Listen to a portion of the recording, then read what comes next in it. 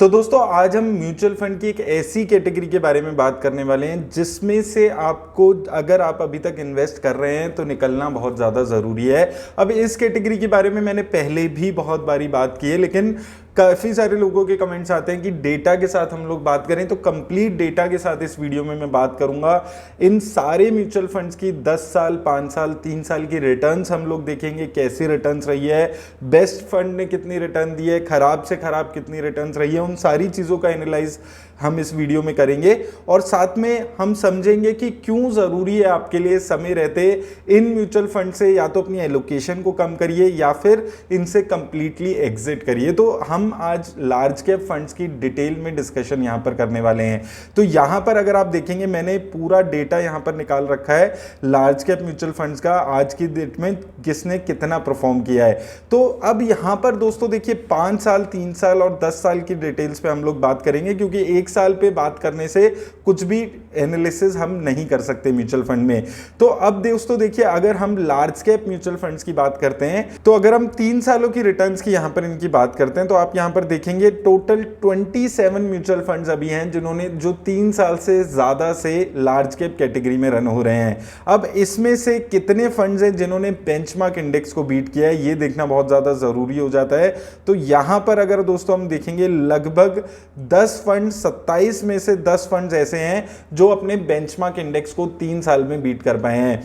यानी कि 30-40% के आसपास ही ऐसे म्यूचुअल फंड्स हैं, लार्ज कैप एक्टिव फंड्स की हम यहां पर हम बात कर रहे हैं, जो अपनी बेंचमार्क इंडेक्स को 3 साल में बीट कर पाए हैं। और मैक्सिमम रिटर्न्स की अगर हम बात करें तो 30% के आसपास की रिटर्न रही है। अब आपको ये चीज भी याद रखनी है, 3 साल में 25-30% की रिटर्न्स क्यों यहां पर दिख रही है, क्योंकि अभी चल रहा है जून 2023 और इससे 3 साल पहले जून 2020 में स्टॉक मार्केट अपने ऑल टाइम लो के आसपास हुआ करती थी।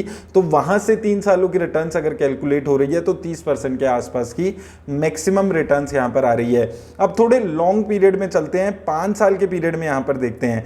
तो अगर हम 5 साल के पीरियड में यहां पर देखते हैं कैसी रिटर्न्स इन म्यूचुअल फंड ने दी है, तो 5 सालों में दोस्तों लगभग 26 म्यूचुअल फंड्स हैं लार्ज कैप कैटेगरी में जो अभी चल रहे हैं। और उसमें से यहां पर अगर हम देखते हैं, लगभग 10 फंड्स हैं यहां पर भी जो अपने बेंचमार्क इंडेक्स को बीट कर पा रहे हैं। तो यहां पर भी 5 सालों की अगर हम रिटर्न्स देख रहे हैं, देखिए जनरली ये माना जाता है कि अगर आप लार्ज कैप म्यूचुअल फंड्स में इन्वेस्ट कर रहे हैं तो 3 से 5 साल का पीरियड रखना आपके लिए जरूरी होता है। तो 5 साल में 26 में से सिर्फ 10 ऐसे म्यूचुअल फंड्स हैं जो अपने बेंचमार्क इंडेक्स को बीट कर पाए हैं। और यहां पर भी अगर हम देखिए, अब चलिए ठीक है, हम मान लेते हैं कि 10 म्यूचुअल फंड्स ने अपनी बेंचमार्क को बीट भी किया है, लेकिन उसमें भी मैक्सिमम रिटर्न्स जो है वो सिर्फ 15% की आई है। तो बेंचमार्क से जो मैक्सिमम हाईएस्ट रिटर्न्स भी यहां पर रही है वो सिर्फ 2% का मार्जिन रहा है। आप यहां पर देखेंगे 5 साल में 2% एक्स्ट्रा रिटर्न्स ही यहां पर मैक्सिमम जनरेट हुई है।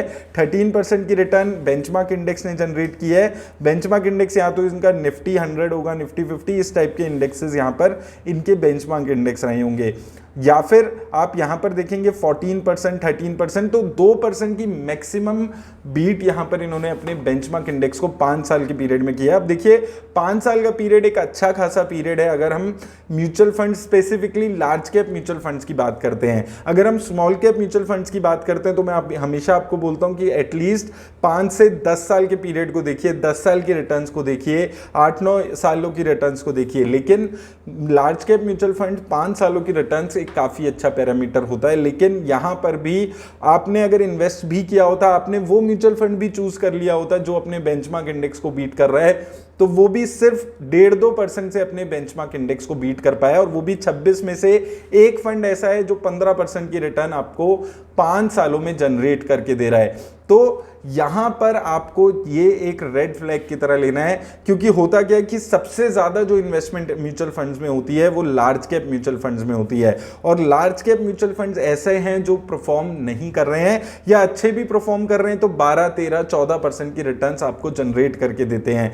और ऐसे में आप लगातार, जब आपको पता है कि आप थोड़ा सा रिस्क ज्यादा लेकर अच्छी रिटर्न्स जनरेट कर सकते हैं, तो ऐसे म्यूचुअल फंड्स होते हैं जो आपकी जो वेल्थ क्रिएशन की जर्नी करनी है उसमें बहुत ज़्यादा नेगेटिव इम्पैक्ट डालते हैं और आपको पता भी नहीं चलता है और आप अच्छी रिटर्न्स नहीं कमा पाते हैं। और बहुत सारे ऐसे इन्वेस्टर्स हैं जिनकी ये कंप्लेंट हमेशा से रहती है कि मेरे म्यूचुअल फंड्स में रिटर्न नहीं आ रही है, 5 साल से 10 साल से इन्वेस्ट कर रहे हैं। तो उसमें यह भी सबसे बड़ा रीज़न है कि आप लार्ज कैप एक्टिव फंड्स में इन्वेस्ट कर रहे हैं।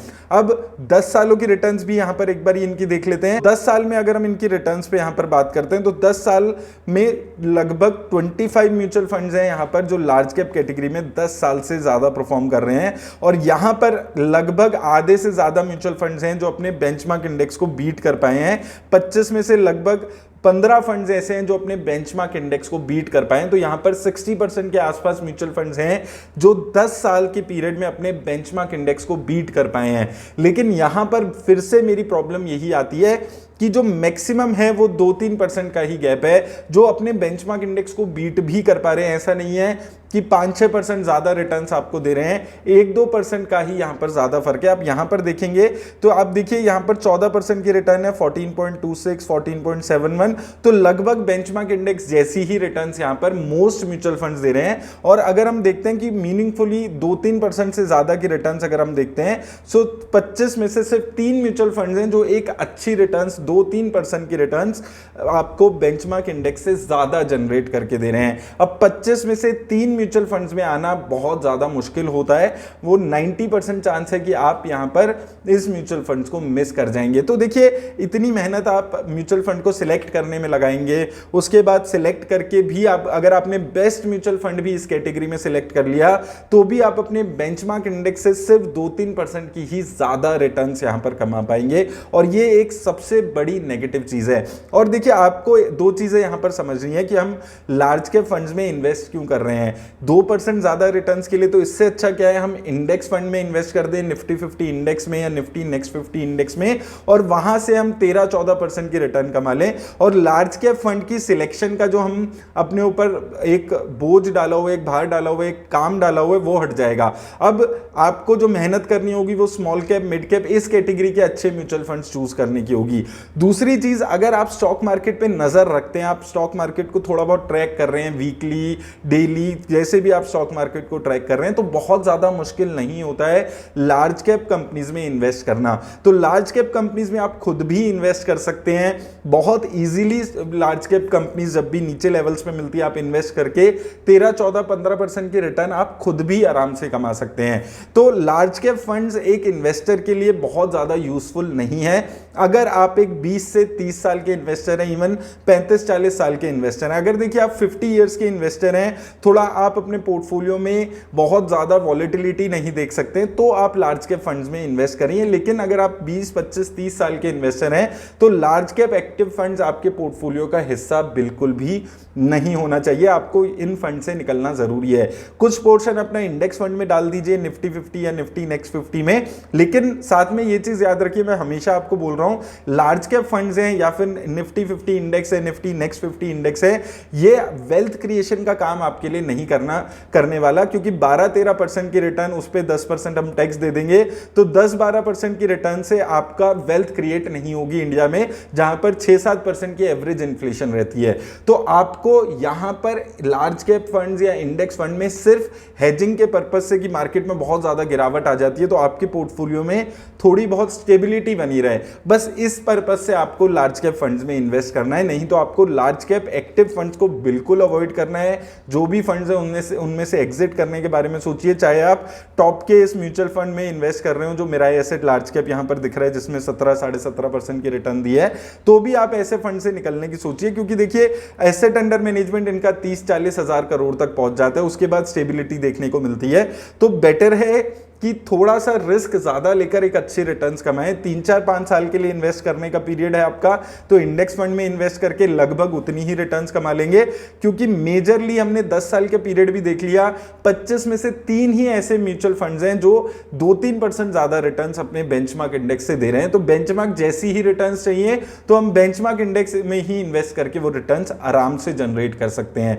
तो उम्मीद करता हूं आपको इस वीडियो से हेल्प मिलेगी, लेकिन याद रखिए वीडियो किसी भी तरह की इन्वेस्टमेंट की एडवाइस नहीं है। अपने रिस्क के हिसाब से अपने फाइनेंशियल एडवाइजर से बात करके किसी भी फंड में इन्वेस्ट करिए। और अभी तक अगर इंस्टाग्राम पे फॉलो नहीं किया है मुझे तो लिंक डिस्क्रिप्शन में है, जाकर फॉलो जरूर करें। धन्यवाद।